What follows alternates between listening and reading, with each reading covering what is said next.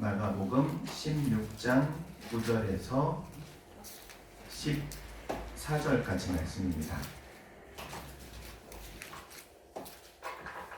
예수께서 안식 후 첫날 이른 아침에 살아나신 후에 전에 7 귀신을 쫓아내어 주신 막달라 마리아에게 먼저 보이시니 마리아가 가서 예수와 함께 있던 사람들이 슬퍼하며 울고 있는 중에 이 일을 알림해 그들은 예수께서 살아나셨다는 것과 마리아에게 보이셨다는 것을 듣고도 믿지 아니하니라.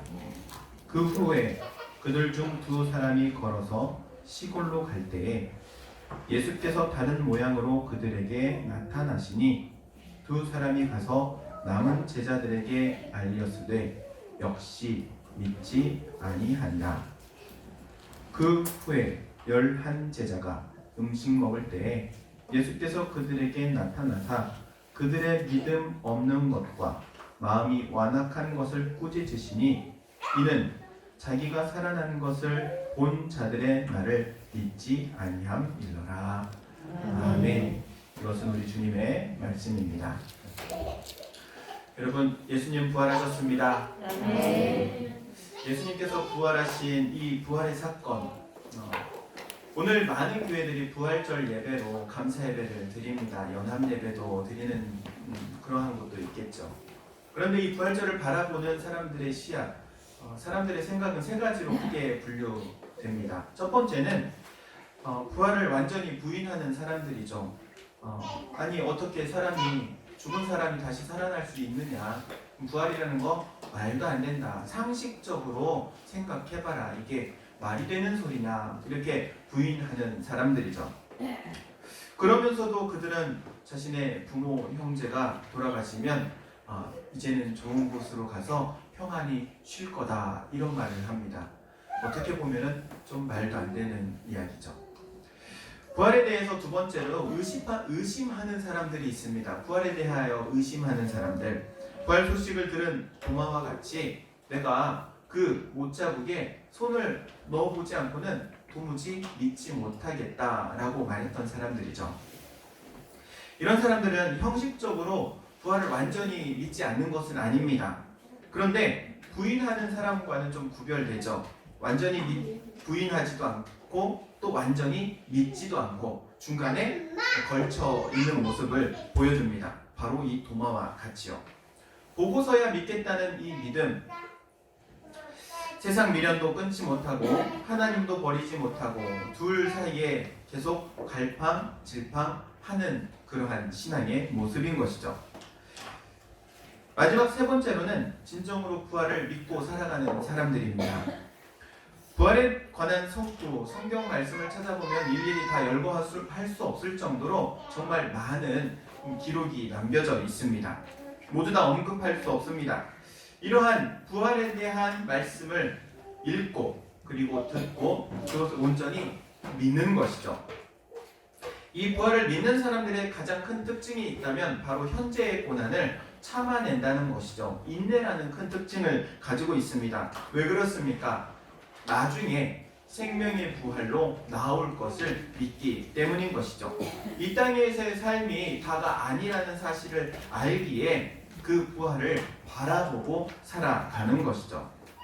우리 예수 믿는 사람은 2 번의 인생 역전이 있습니다. 한 번은 예수 그리스도를 믿음으로 하나님의 자녀가 되는 인생 역전인 것이죠. 여러분, 예수님을 믿으십니까?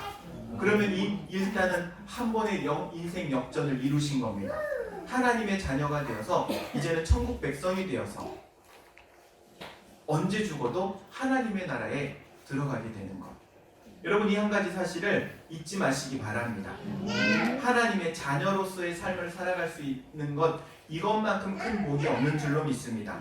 그리고 2 번째 인생 역전이 있습니다. 2 번째 인생 역전은 우리의 죽음 후에 일어나는 일입니다.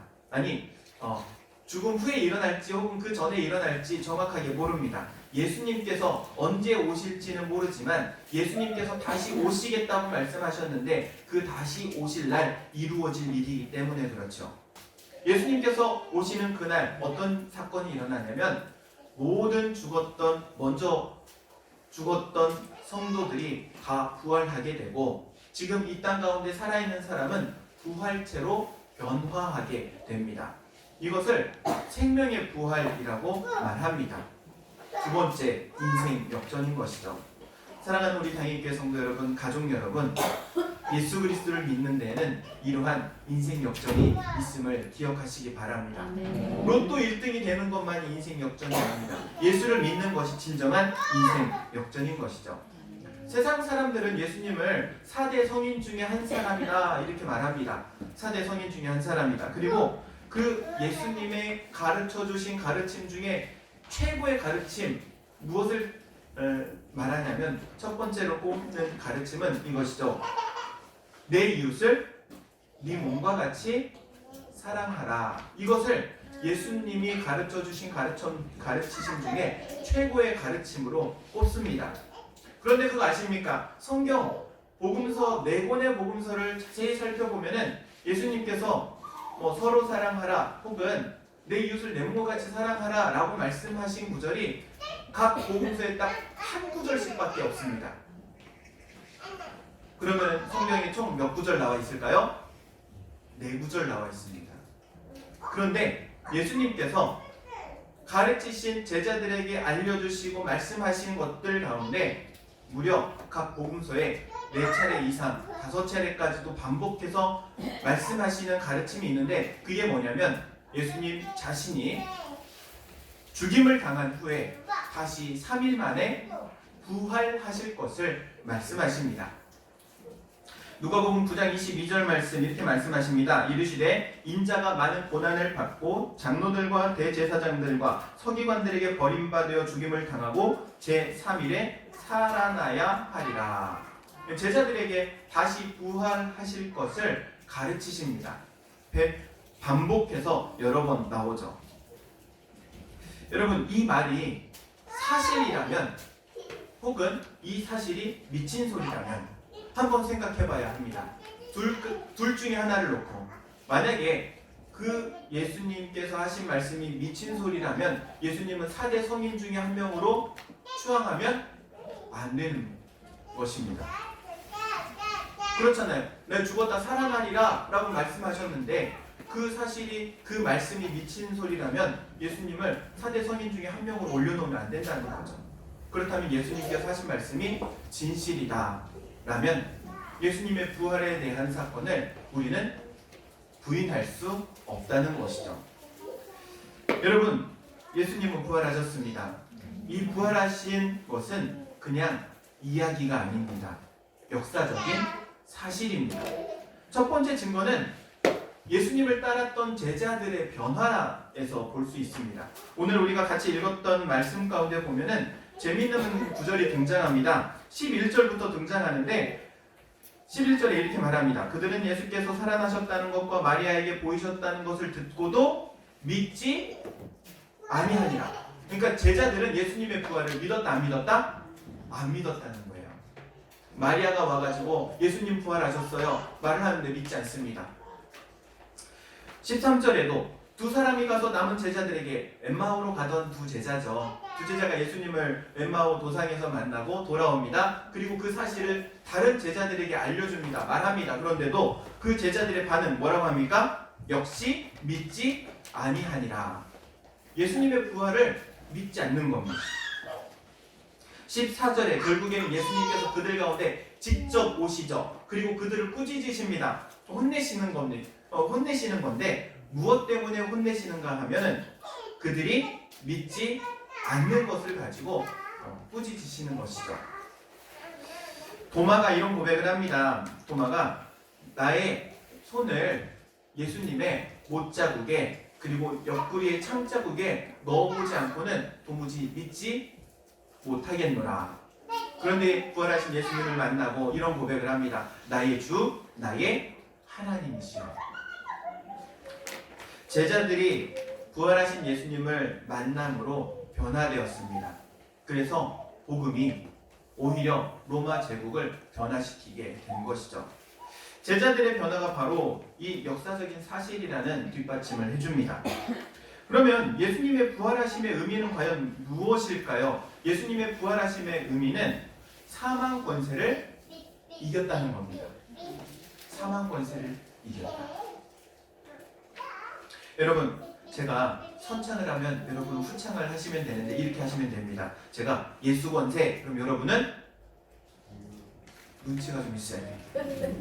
예수 권세, 내 권세. 예수 생명, 내 생명. 이렇게 하는 겁니다. 자, 예수 권세, 예수 생명, 예수 능력, 예수 부활. 할렐루야. 아멘. 할렐루야 그러는데 나도 할렐루야 이러면 안 돼요. 현대인들은 죽음을 끝이라고 생각하거나 혹은 윤회, 죽으면 다시 리셋돼가지고 새롭게 다르게 시작한다, 뭐 이런 생각을 가지고 있습니다. 그런데 성경은 분명하게 말하고 있습니다. 사람이 한번 죽는 것은 정해진 것이요 이후에는 심판이 있으리니. 예수를 믿는 이유가 바로 이것입니다. 만약에 인생이 리셋 버튼 누르는 것 같이 새롭게 시작할 수 있다면 예수 믿을 이유가 전혀 없지요. 여러분, 예수 믿어야 하나님의 자녀가 되고, 예수 믿어야 천국 백성이 되고, 예수 믿어야 부활을 얻게 된다는 이 사실, 그리고 부활은 사망 권세를 이기는 능력이라는 사실을 기억하시기 바랍니다. 인도에 실제 있었던 이야기입니다. 인도의 한 사람이 바위로 되어 있는 산을 망치와 정 한 자루를 가지고 쪼개기 시작합니다. 파나가기 시작합니다. 무려 그 산은 100m 정도 높이의 산이었다고 해요. 그리고 그 산을 뚫기 시작하는데 마을 사람들이 와가지고 다 이야기합니다. 미쳤다고. 저 무슨 바위산을 뚫느냐고. 그런데 놀라운 것은 그 평생에 바위산을 뚫어버리고 맙니다. 바위산을 뚫어내버립니다. 근데 바위산을 뚫어낸 이유가 있습니다. 자신의 아내가 다쳐가지고 병원을 가야 하는데, 병원을 가려면은 그 산이 막고 있어서 무려 75km를 돌아가야 합니다. 아내를 데리고 갈 길이 없어가지고 치료받을 수가 없어서 그 아내가 죽게 된 것이죠. 그래서 이 사람은 나와 같은 일을 우리 마을 사람이 겪지 않았으면 좋겠다. 그래가지고 그 돌산을 뚫어버립니다. 그래서 무려 75km의 거리를 돌아가야 하는 그 마을을 단 5km에 갈 수 있도록 만들어 놓은 것이죠. 그 길을 뚫어놓은 게 영화로도 만들어졌습니다. 만지히라는 인도 영화입니다. 그리고 이 사람이 대통령도 만나고 인도 수상이죠. 만나고 인터뷰도 하고 이런 내용들이 있더라고요. 이 한 사람의 집념으로 돌산을 정복하고 길을 내어 모든 사람들이 다니게 된 것처럼 예수님께서 부활하심으로 죽음을 정복하였고, 예수 믿는 모든 사람 또한 그 정복된 길로 나아갈 수 있다는 사실, 그래서 예수님의 부활이 바로 나의 부활이 될 수 있다는 사실을 기억하시기 바랍니다. 예수님께서 부활하심으로 우리에게 참 소망이 되어주셨습니다. 어떤 사람이 이런 질문을 합니다. 도대체 예수를 왜 믿는지. 그랬더니 이렇게 대답을 합니다. 제가 여행을 가고 있는데 모르는 길이 나왔습니다. 두 갈래 길이 나왔는데 한쪽 길에는 살아있는 사람이 안내를 하고 한쪽 길에는 무덤이 있습니다. 제가 누구에게 물어봐야 할까요? 여러분, 누구에게 물어봐야 합니까? 살아있는 사람한테 물어봐야지. 무덤에게 물어봐야 그 무덤이 길을 알려줄 수가 없죠. 우리 예수님 길과 진리요 생명 되신 부활이신 예수님, 살아계시기에 우리에게 살 길을 알려주실 수 있는 분이심을 기억하시기 바랍니다.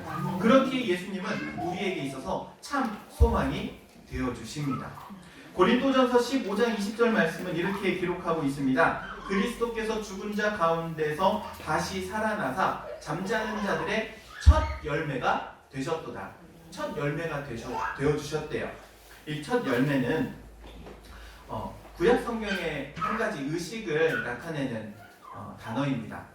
무슨 단어이냐면은 하나님께 1년 동안 농사를 싹 지으면은 감사함으로 제사를 드릴 때 첫 열매, 곡식을 한 귀퉁이의 곡식을 걷어가지고 하나님 앞에 제사를 드립니다. 그러면 하나님께서 그 첫 열매를 받으시면서 그 첫 것을 받으시며 나머지 다 인정해 주시는 거예요. 뭘로 인정해 주시면 다 똑같이 하나님께 드리는 것으로. 그래서 첫 열매를 드리면은 나머지 모두 다 함께 하나님께 드려진 것이 됩니다. 그래서 첫 열매가 중요하죠. 그런데 고린도전서 15장 20절의 말씀에 예수님이 부활의 첫 열매가 되어주셨대요. 부활의 첫 열매가 되어주심으로 우리 또한 나머지 곡식과 같이 다 하나님께 드려진 바 된다는 사실이죠. 그렇습니다. 이게 바로 예수 믿는 진정한 이유입니다. 예수님께서 부활의 첫 열매가 되어주심과 같이 이제는 우리 또한 그 부활에 다 참여하게 되었음을. 여러분, 이 땅 가운데 살기 전부라면 예수 믿을 필요 없습니다. 그런데 이 땅에서의 삶이 끝이 아니기에 우리는 예수를 믿어야 합니다. 그리고 이제는 이 복음을 우리 가족들에게, 내가 사랑하는 이들에게 전해야 할 줄로 믿습니다. 복음은 생명이기 때문에 그렇습니다. 사랑하는 성도 여러분, 이 부활에 대한 소망을 품고 살아가시기를 주의 이름으로 축원드립니다. 기도하겠습니다. 사랑과 은혜가 충만하신 하나님, 은혜를 감사를 드립니다. 주님께서 부활하심으로 우리에게 참 소망 그리고 참 생명을 가르쳐 주셨습니다. 이 부활의 소망을 품고 살아가는 저희들 되게 하시고 저희의 믿음이 흔들리지 않도록 항상 붙들어 주옵소서. 예수님의 이름으로 기도하옵나이다. 아멘.